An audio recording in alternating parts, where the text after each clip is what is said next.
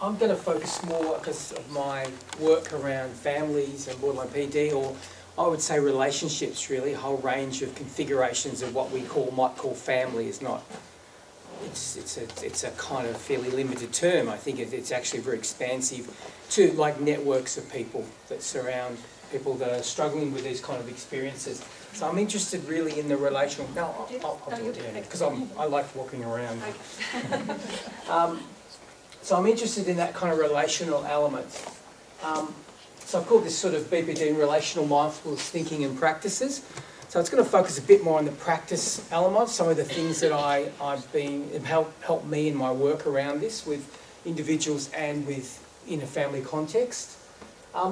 Because this might seem a little bit outrageous, but for me, borderline PD is a relational sort of disorder. That's where it gets played out, compared to other serious mental illnesses, I guess, like schizophrenia or depression. It really is sort of about relationships and the meaning they have for people. And so I'm kind of very interested in those ideas. That one. So I think in a sense also, if you're looking sort of the significant other sort of model, then sort of the family usually, if they're still around, but they're always around. They're in people's heads. And they're, whether it's been traumatised or whether it's been sort of support, the family, and it's like the gestalt thing, the empty chair thing. When I see individuals, there's always a whole bunch of people in the room. So this is an idea that Gunderson and Hoffman talk about. Families have been missing from the treatment plan, I think. So we could say families and the networks around people. There's been a real reluctance to discuss the source of the painful ambiguity and difficulty of their position and negotiate the dangerous shoals of blaming the family and blaming the patient. And I think that really kind of hits the nail on the head. If we think this disorder and how it works, in a sense, this relational elements, and particularly with family kind of relationships, are very significant. And I notice people here, and I've worked with people who have worked in homeless services and the like, and I still think it's really helpful to think relationally with people. And of course, there's that other relationship, you as a worker or a professional or a practitioner and that person. So that's also a kind of core relationship. And that's just some references around that I'm sort of used for my thinking at the moment anyway. And so one of the big challenges that we find in a relational context is this sort of, I think this is, pretty typical of not only family relationships, but relationships between clinicians and their clients. This sort of the idea that this means the environment, significant others and individuals influencing each other and continuously, and as a result, individuals are surely affected by their environment, of course. Relationships and environment relationships are also affected by the individual. Just common sense, in a sense. But sometimes we sort of forget that, and I think some services in that sense are so very, very centred on individuals that lose the kind of the bigger picture, and I think they lose lots of opportunities to work with people in that way. You push my buttons, I'll push yours. So families talk about this all the time. I said this, and then they said this to me, and then I said this to them, and then we have this sort of spiralling sort of effect. And even in a client professional relationship, if we want to talk kind of Freudian ideas about transference and counter-transference, if you want to be, and I have to be honest myself, it happens to me too. I'm put out. I feel things that I'm not comfortable with, that I feel I need to respond. So I think this relational element of BPD really has to be paid attention to. And of course, one of the kind of current ideas around borderline PD, particularly in treatment, is the idea of mentalisation. For me, that's just called being able to reflect on how you feel, be able to think about how you feel. And I think attachment relationships in this context are vitally important. As I said, they might be not in the room, they might not be living with significant others, but they're around in a sense. So it's important to note that it's usually with significant relationships and attachment that the BPD symptoms, particularly the sense of abandonment, are really triggered. And therefore the clinician in that treatment regime becomes one of those attachment relationships as well. This can often lead to conflicting relationship patterns that everybody gets stuck in. And I'm sure we've all had those kind of experiences, not only with our clients, but with our families as well. Okay. So the other aspect, and Katerina kind of referred to it, I think, and the linking of borderline PD and trauma, because there was a big effort to change the name of the diagnosis to, I think it was, I can't remember what it was now, but it was a trauma, and put it into the trauma basket. I think there's a lot of validity. When I work with clients and their families, I'll talk probably as much about trauma and not really have to go into the BPD diagnosis, but we'll talk about, you know, when you lose control, when you feel impulsive. So the symptoms are really helpful, but the idea that the stigma around it is so significant. I think I think the trauma model or framework seems to work a lot better, and also you get a lot more attention, you know, or better attention from services if I talk to them in a referral process about trauma. And also the idea of the bottom one, that families also are caught up in that trauma. Some people call it vicarious trauma. But if you're witnessing someone wanting to end their life pretty continuously, that's a very traumatic experience, particularly if they're your daughter or your partner. So for me, it's not really vicarious trauma, it's just full-on trauma. And this is my little... I run a workshop for family members, 2-day workshop, and this is my little, which I stole from a whole range of books. So, you know, the 4 R's. So resisting from being drawn into the vortex of chaos, those emotional storms, and relying on rational explanations just to sort it out. If I can just sort of tell them what they need to do, it'll be okay. But more importantly, resting from intervening and trying to fix things, at least as the first kind of reactive response. Knowing when to simply step back, and I say this all the time, and it's just a sort of cliche now, but not only for families, but for practitioners as well. How do you step back? How do you say, well, it's not a lot I can do at the moment, but I'm monitoring the situation. The care is still there. But I guess sort of knowing when to step back and be mindful, with sort of mindfulness, and start noticing, sort of creates a bit of a space for reflection. And I think that's what sort of in a really practical way, when we have supervision, which is an essential component of this work, to share your experiences with the other, to sort of debrief.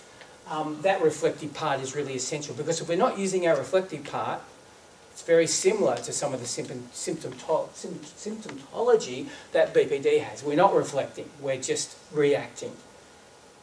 And it's that comment, why are you so interested? People ask, why are you so interested in borderline PD? And sort of the theory is, well, hello, well, you know, maybe you've got problems with that. Well, maybe. It's a sort of interesting kind of idea that the interest in it, maybe it's not just sympathetic. Okay, is that right? Yeah. Okay, oh, I didn't get to the bottom. So then responding. Well, you know, informed understanding, what I call relational mindfulness, acknowledgement, validation, restoring conversations, sort of different ways of mentalising, and of course relational limit setting would be sort of my top sort of, I don't know how many is there, 1, 2, 3, 4, 5, 6, my top sort of 6 to try and work with in a sense. But particularly I think, you know, that people probably would be quite familiar with the DBT and the idea of validation and limit setting. It's the same coin, but, you know, there's just different sides of it. I've just found a really core, a grounding experience for me and the people I work with, to sort of really work with that as the basis of this work. Whether you're, you know, a frontline sort of housing support worker or you're in a community counselling program, I think those kind of concepts can be really, really powerful and really ground you in your work. I won't go too much into that because we're going to run out of time. So I've got this idea of relational mindfulness. It's been touted in a few other contexts, but I came up with it independently, but I think it's the logical conclusion in a sense. And why I guess I put so much emphasis and talk so much about it is, it's that sort of pre-work that needs to be done before we can do any kind of core work, before we can help make changes. We need to understand the situation. We need to understand as practitioners, as family members, and people having these experiences, understand what's sort of going on, or try to figure out what's actually going on here. It's that stepping back mode that I guess I'm talking about. So these are some of the topics in relational mindfulness that I'll just briefly go through, and because we're just not going to have enough time.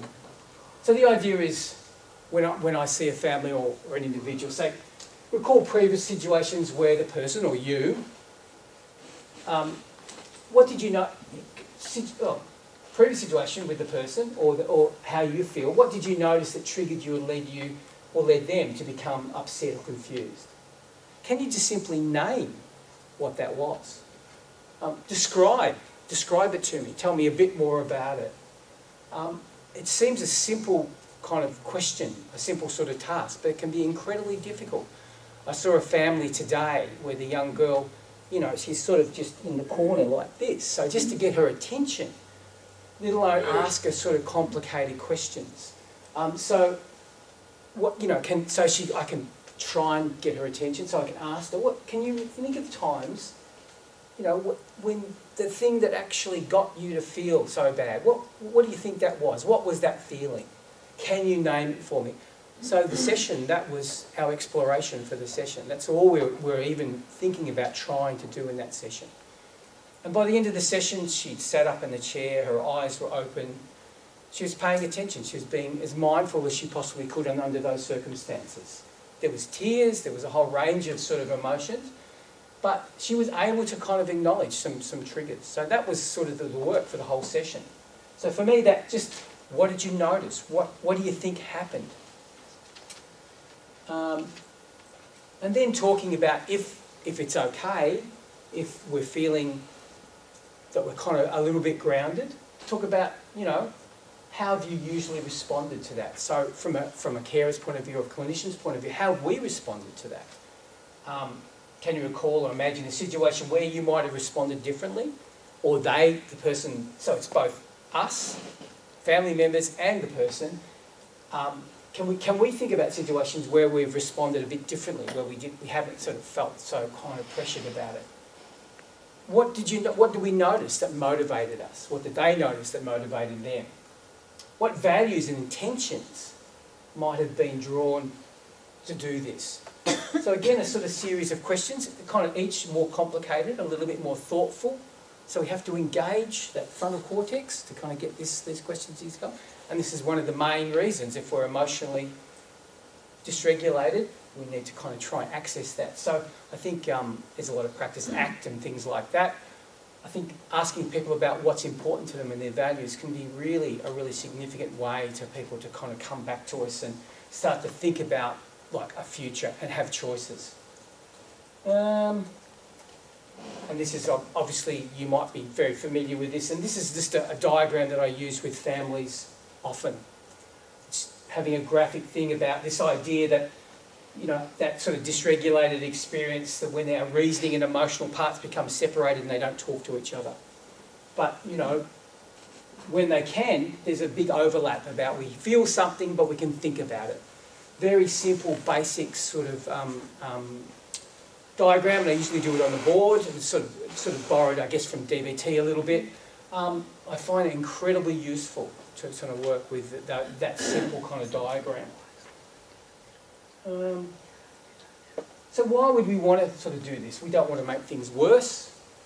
Realise that the person may be not be in control, that we can be. So for family members particularly, this is relevant.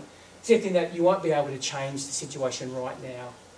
And not losing sight of both clinicians and family members in particular, not losing sight of our goals. I think are really important sort of ideas. So I'll just talk a little bit more about this one. There's only not too many more slides, but for family members in particular, and I think, I suspect that as clinicians we have these feelings as well. So in conversations with sufferers and family members, one of the things that they identified trying to do differently was taking that step back. Yes, everybody tells them to do that. That's what you need to do. But, and not retaliate. Not demanding that things change straight away. But this was really hard for them. And they had some doubts about the strategy and the fact that, I have to stand up for myself. I feel, really impinged upon. Not retaliating demands change means that you're sort of surrendering, doesn't it? You're giving in or you're giving up. And these are the kind of that's the kind of thinking that many family members or supporters have to confront, in a sense. And we're asking them to do a lot. We're asking them to step back and think a little bit before you decide what you need to do.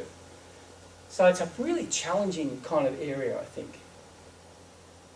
And then I'll ask them, can you imagine a situation when refusing to continue to retaliate or not demand change straight away is not simply about surrendering or giving up? Is there another way we can sort of see this situation? What would you notice yourself doing if you weren't retaliating or kind of responding back to protect yourself? What would the purpose of you not retaliating? What would that be about? So again, some sort of questions that get people to really reflect on what's happening, not so much on trying to change the process at this stage. So what would be the benefits? We minimise the harm to relationships, looking after yourself, showing the courage to step back is a really, really important one. So I'll just keep going because we're going to run out of time. The other aspect that we talk about, and I think this is relevant for families and other caregivers as practitioners and clinicians and workers, sufferers and families often speak about picking the right time to speak and have a discussion. What might be important to notice and consider when choosing the right time? And this is pretty challenging for people working with people in these environments because you don't, your time is sort of set. You can't just simply, oh, well, maybe it's not a good day to talk today. But I think still on a micro level, we can decide the things we want that we needed to get done today are probably not going to be really appropriate to get done today. So that we're sort of assessing that sort of situation. So timing is crucial, I think. If people, and I think we talk about it in this idea of, and you're probably all very familiar with this idea that, where do you intervene? So this is the hot area here. This is when things are really, of course, and for family members, this can be really insightful. That, maybe, this yellow area, both sides of that kind of getting really stressed and coming down would be a good time. But there's certain parts that no, we have to step back. We can't work with that person. The family members can't communicate with the person at that stage. So again, simple diagrams are really supportive of family members to work in this way. So I guess the question we can ask ourselves is, am I or the person able to pay attention? Can we actually pay attention at that time in working with the person or as a family member? What gets in the road and what allows us to pay attention? So we're reflecting on our own, where we're at. What helps us calm down, helps us be grounded. Because if we can't do that, we can't expect other people to do that who are really struggling with those kind of things. Are you able to sustain attention and keep focus? What gets in the road? What allows you to keep this focus? So questions that we ask that family members need to ask as well. So this is a classic. Before saying something to the other person at the time of the conflict, what might you ask yourself? So people are distressed. Before you respond with maybe how to solve it for them or with some information, what do you need to ask yourself about this situation? And that's a really open-ended question. But again, it's like that step back. Hang on, let me think, let me reflect, give my mind a bit of space before I respond. Because it can be very pressured, as you all probably know. And questions, is this going to make things worse? Is this what's going to help me with what I want to happen now? So particularly for family members, these are very significant questions. I was going to talk, I'm not sure, or maybe I'll just quickly talk about this. So my other interest is mindfulness, which is quite a significant kind of, what we call treatment, but approach in for borderline PD and for trauma as well. And I'm kind of, I think, pretty au fait with current sort of mindfulness techniques. But my experience of mindfulness is from when I was 18 and I became involved in Buddhism, and that's sort of my grounding in it. So I have I think a bit of a different approach to maybe, I don't see it as a technique at all, actually. I just see it as a sort of a living kind of style of living, more so than an actual technique you can teach people. But you can support people to kind of get a sense of mindfulness, I think. And the idea of narrative work as well, I find really useful. And so just to give you some example I think really something I found really useful when people are very sort of pressured and stressed is the idea of externalizing issues. Because one of the, as someone was saying, one of the biggest things is that people beat themselves up, and that often gets projected out onto everybody else. But really the core is, I hate myself, I'm no good. And that's intolerable to us, and after a while it has to be got out to other significant relationships. So externalising the problem in a narrative sense has been really useful. I found that really helpful, and people can learn about externalising. It's on the net, a whole range of others. It's a very simple idea. And the idea of reauthoring. So once the temperature goes down, once people are reflecting, the frontal cortex is talking to their emotional centres, then we can talk about conversations about, you know, hopes and dreams and choices. Michael White, the narrative therapist who's now passed away, talked about this idea that we need to be able to double listen. We need to be able to listen to the problem, but we also need to be able to listen to those thin moments or references to how things might have been slightly better. And I find that working with the, you know, people with these kind of experiences, we need to recognise and we need to validate, you know, their feelings, their experiences and the problems they're having. But we're always sort of looking for that possibilities, the stands that they're making against the problem in a sense. I won't go into this too much, but it just really supports a lot of the kind of current kind of neurobiological thinking around the idea of people telling stories is a very good way to regulate yourself. If you're encouraged and you're given a framework to tell a story, you will regulate, you know, because you have to sort of think through things. But it's still, the stories can be emotionally powerful. So it's sort of a nice idea to think about narrative in a sense, telling stories and encourage people to tell stories as a really way to sort of help regulation. And this, the last one, using the idea of metaphor, and particularly in narrative therapy. When you externalise the problem, you make it into an identity itself. And you put it there in the chair and we all kind of discuss it. Doesn't mean people don't have responsibilities for their problems. But when they're up in their face all the time or they're buried inside them, very difficult to sort of get a sense of what the problem's doing.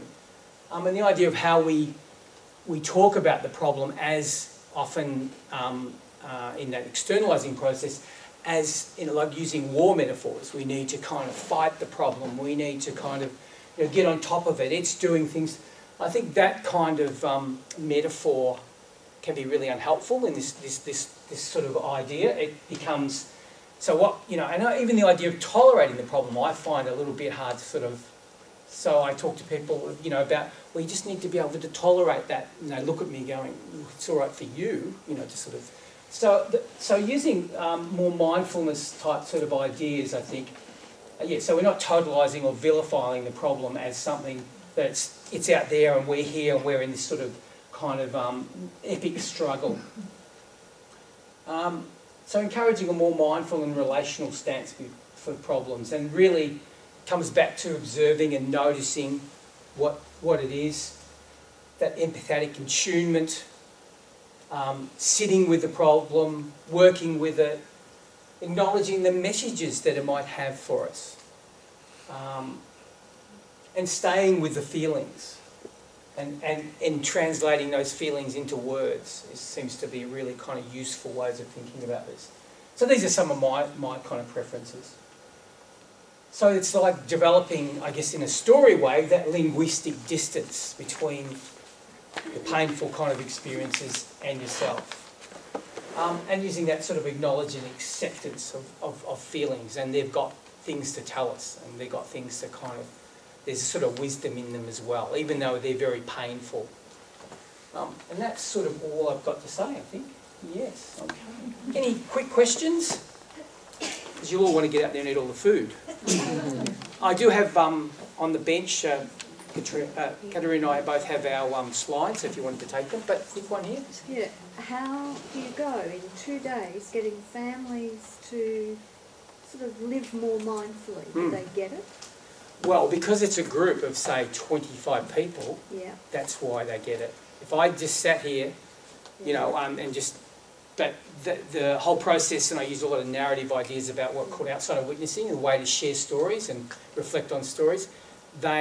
You just have to get people together in a safe, structured environment with sort of meaningful kind of positive sort of messages, and they do the work even in 2 days.